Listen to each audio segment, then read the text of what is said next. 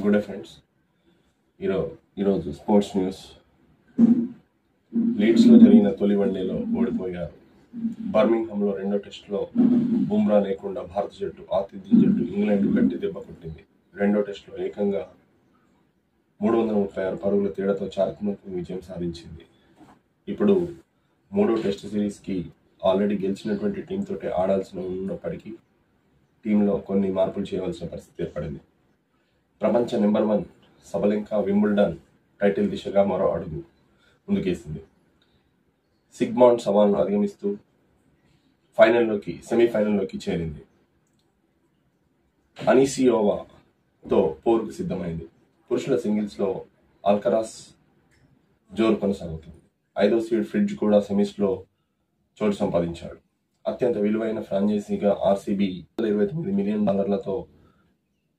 మొదటి స్థానాన్ని కైవసం చేసుకుంది. అంటే భారత మనీలో 2203 కోట్లుగా పరిగణించారు. Zimbabwe white wash. రెండో టెస్టులో దక్షిణాఫ్రికా ఘన విజయం సాధించింది. ఫిడే మహిళల ప్రపంచ కప్లో ప్రియాంక రెండో రౌండ్కు చేరింది. ప్రపంచ మహిళల బౌలింగ్లో రెండో ర్యాంక్ సాధించినటువంటి స్పిన్నర్ దీప్తి ప్రపంచ షాట్ గన్ షూటింగ్లో భారత ఆటగాళ్లు భవ్తేగ్ సింగ్, మైరాజ్ అహ్మద్ ఖాన్ సత్తా చాటారు.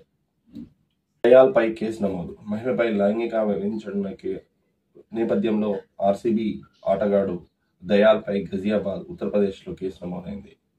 నేడే మహిళల T20 4వ match Bharat versus England match.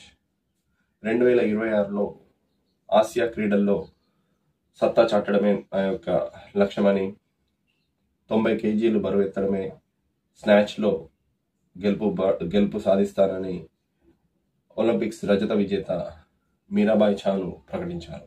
బంగ్లాదేశ్తో మూడో టెస్ట్ 3 వన్డేల సిరీస్లో 2-1 తేడాతో లంక విజయం సాధించింది. Thank you.